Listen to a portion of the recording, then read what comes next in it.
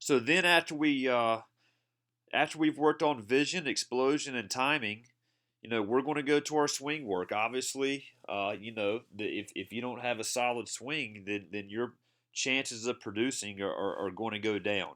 So we've got different T drills here. I'm not going to go through all of them, but we do have a list of T drills that we certainly love and believe in, and we've got more. This is just a brief synopsis of some stuff we choose from.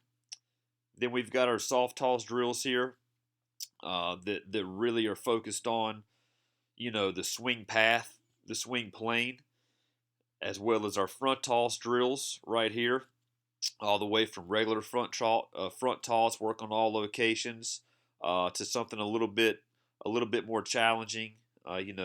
Slow toss. If you guys have never done slow toss, I love it, and that would be right here. I love it for working on all speed pitches, particularly breaking balls. When you tell a high school player to get in there, they're going to throw front toss each other and tell them that you're going to throw to each other almost like you're pitching to a 4-year-old underhand playing t-ball, and you're going to underhand toss it and have a hump in it. Well, you know, working on breaking ball hitting really isn't always about spin. It's about speed. And, no matter how fast or how slow it is, the breaking ball or maybe not quite a slider, but more of a 12-6 breaking ball, it's going to start up and it's going to go down. So if you toss a underhand ball that basically loses direction and goes downhill because of gravity, you're working on the same thing. You're working on a pitch starting up and going down, and you've got to track it, which gets back to our vision off the baseball bat. So that's our slow toss in the in front toss. Now stiff toss is exactly the opposite. We're going to throw that underhand. We're going to throw it as stiff as we can, working on velocity. Okay, so then we go to our hard and soft drill, and basically that's it's almost like a challenge where our players are going to maybe they'll throw two in a row stiff, and then they're going to come with one of those soft, almost has a hump in it, simulated breaking balls where the guy's got to stay back, recognize the pitch, and deliver a good swing on it. So those are just a few great front toss drills that we can do. I've found over the years in high school that teaching kids how to throw front toss is much easier than teaching them how to throw overhand in the cage. It's much easier. It's much safer. They usually sit on a bucket, so they like it better. And if you incorporate, solid, drills that are going to enhance their concentration, enhance their effort, they don't mind doing it. They actually like doing it. But we do an awful lot of this right here, which is overhand BP in the cage. We try to have a coach throw overhand in the cage. Sometimes we don't. I'll be honest. In high school, if I see a kid that I don't feel comfortable with him throwing overhand in the cage, maybe he has a bad habit of not staying behind the L screen, we won't let that kid throw. We just won't do it. But if they're good at it and we feel safe, then we do take advantage of that if we don't have a coach available on that station today. One thing that we don't believe in doing is just getting in the cage and saying, hey, you guys are on overhand BP in the cage, go hit. We always have a concentrated effort, whether it's we tell them, hey, we're going to hit the count today. That's one of our big stations. Hit the count BP. We'll say, hey, you're going to take 3 up in the count. So their first 3 pitches, they've got to get a mindset that, maybe their partner will call out what we call a positive count to them: 0-0, 2-0, 3-1. And you know what? If I'm walking by that cage and I'm monitoring them, and they put a really weak swing on a really bad pitch selection, we know they didn't do their job right then. Hey, why'd you swing at that? It's easy enough to get out in this game as it is. Make the pitcher earn it. Don't swing at his pitch. There's nothing wrong with taking pitches in the batting cage. Again, that goes back to the vision and the pitch recognition.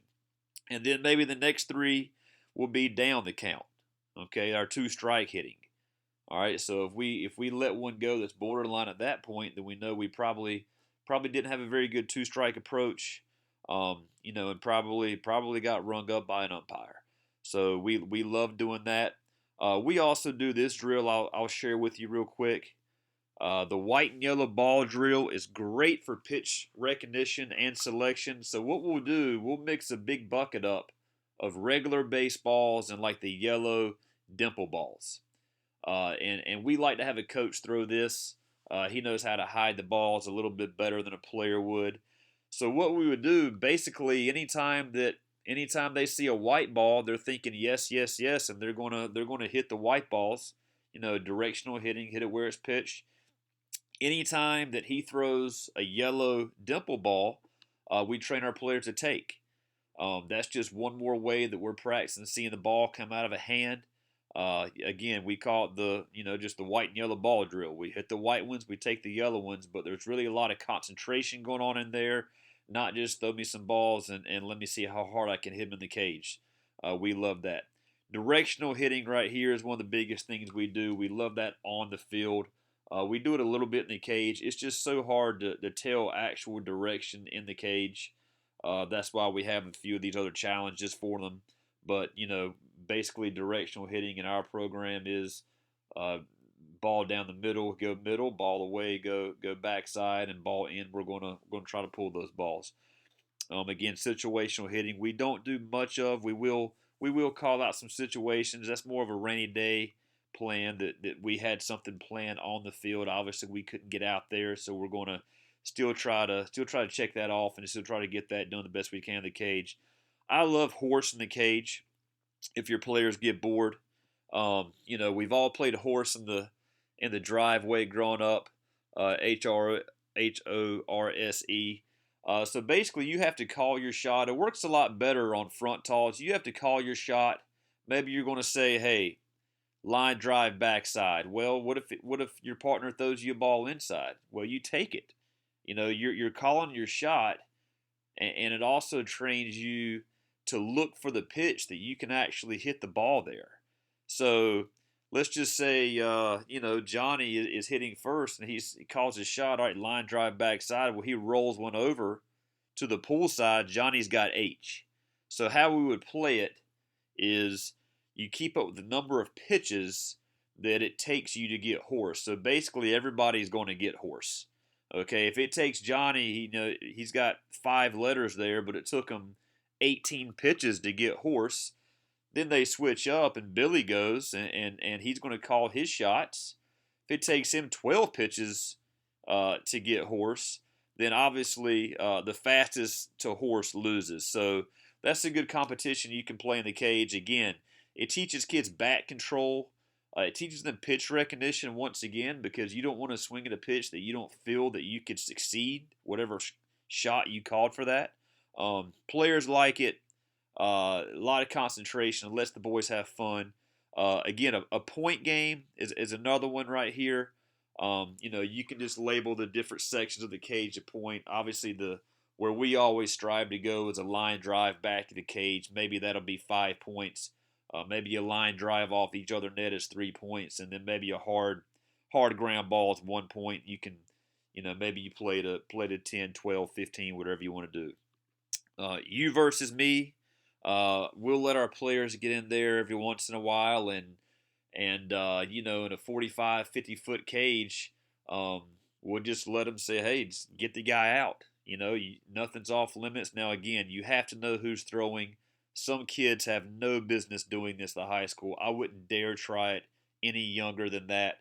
But if you've got 2 kids that know how to throw a 45-foot breaking ball and can, maybe not try to throw it 100 miles an hour, but, try to put a good crisp fastball in there as well. It's you versus me, and maybe we'll see how many balls out of a round of 10 that I can square up versus you. And again, trying to put kids in a batting cage, competing and having as fun as much as possible. I really feel like for our swing drills, front toss and tee work and soft toss are more of our swing drills.